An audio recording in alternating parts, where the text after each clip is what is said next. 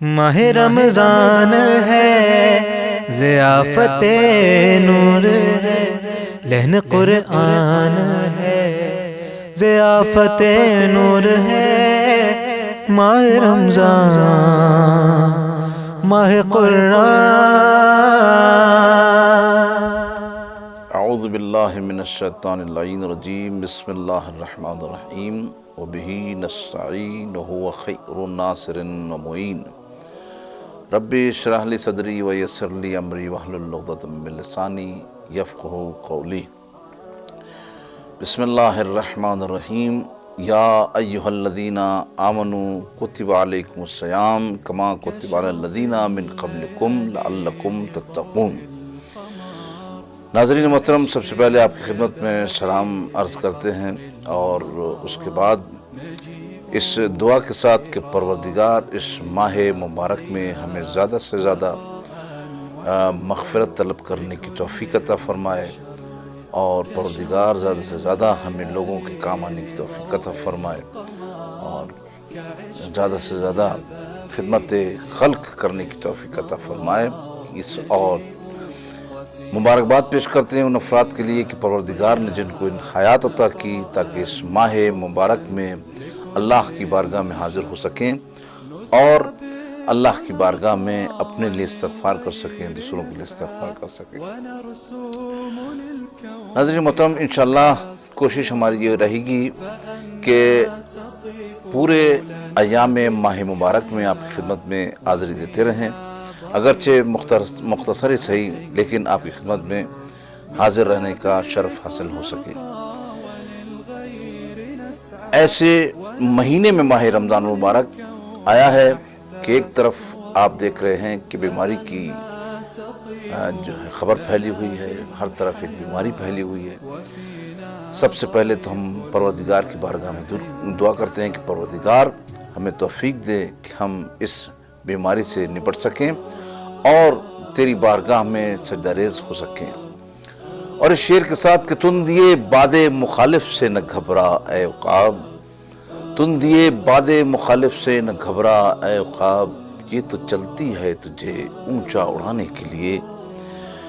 ناظرین محترم، ہم نے اس ماہ مبارک میں جو آیت آپ کی خدمت میں پیش کی ہے، کوشش ہماری یہ رہے گی کہ ہم اسی پر سیر حاصل بحث کر سکیں اگر پروردگار نے ہمیں حیات عطا کی۔ یہ آیت جو سورہ بقرہ کی 183ویں آیت ہے،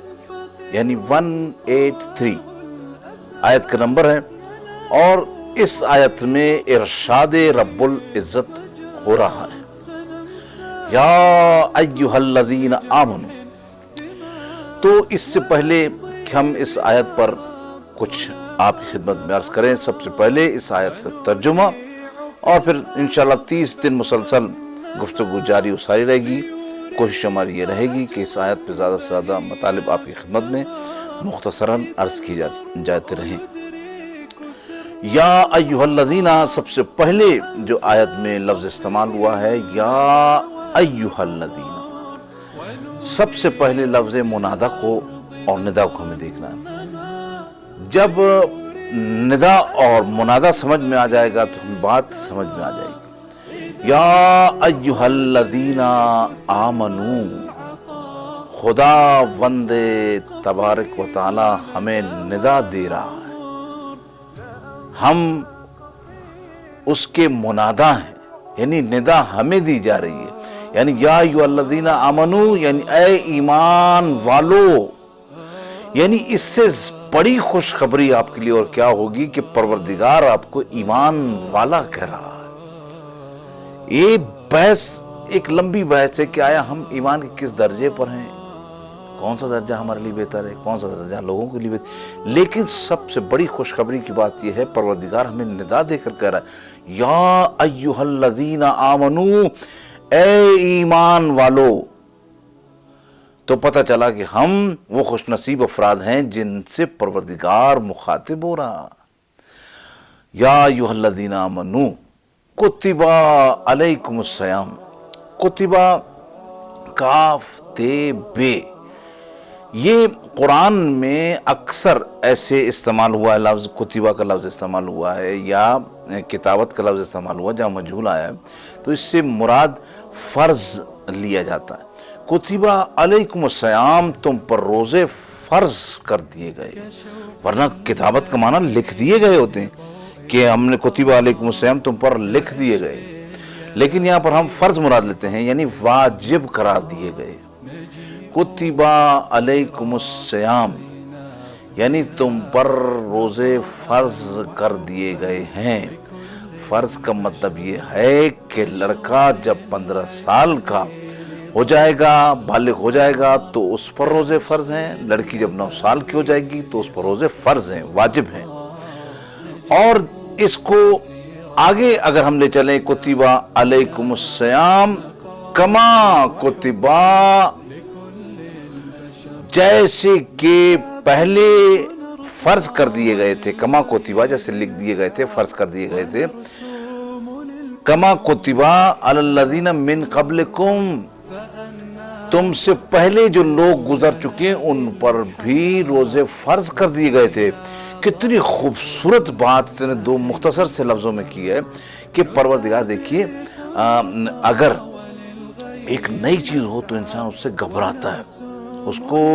درپیش ہو جائے نئی چیز کہ بھئی میں اس سے انجام دوں گا، اس کا نتیجہ کیا نکلے گا اور ہم اس سے کیا چیز لیں گے، لیکن پروردگار ہماری حوصلہ افزائی کرنے کے لیے اتنا کہہ رہا ہے کہ کما کتبہ علی الذین من قبلکم، یہ کوئی نئی چیز نہیں ہے کہ تم اس سے دیکھ کے گھبرا جاؤ، تم پریشان ہو جاؤ، تم اپنے بھائی کا ہاتھ پکڑ کے پوچھو بھائی یہ روزے کیا ہیں، دوسرے کسی کو اپنے بزرگ کو پکڑ کے پوچھو بھائی روزے کیا ہیں جو پروردگار نے، نہیں، خدا خود کہہ رہا ہے کہ جس طرح ہم پچھلی امت پر فرض کیے تھے، پچھلی امتیں بھی ہم نے ان پر فرض کیے تھے، وہ روزہ رکھا کرتی تھی۔ یہ الگ بحث ہے کہ ان کے روزے کس طرح تھے، یہ انشاءاللہ اگر ہمارے اس میں دروس میں آیا تو ہم اس کو آپ کی خدمت میں بتاتے چلیں گے۔ کما کتبہ علی الذین من قبلکم، تم سے پہلے بھی ہم نے یہ امتوں پر فرض کیے۔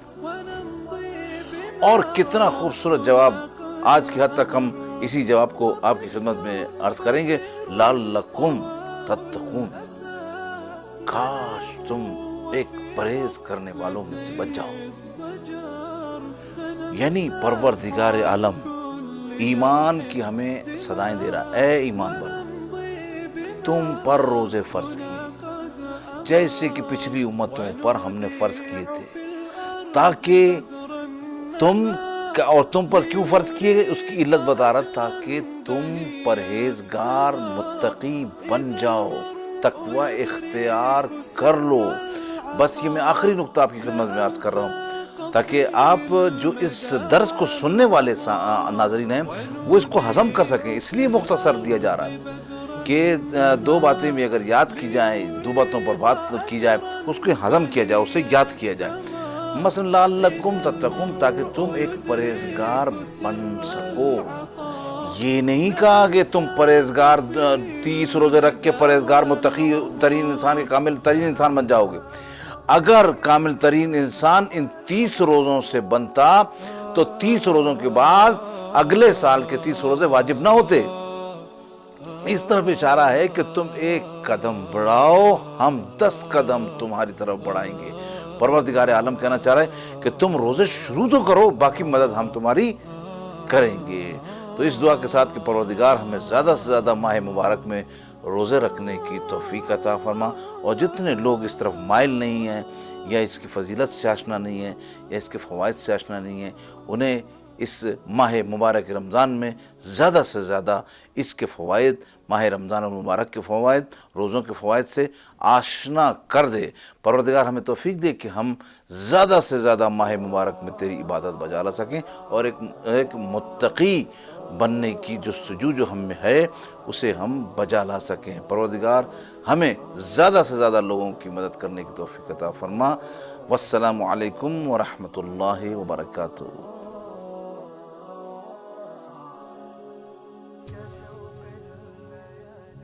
كشوق الليالي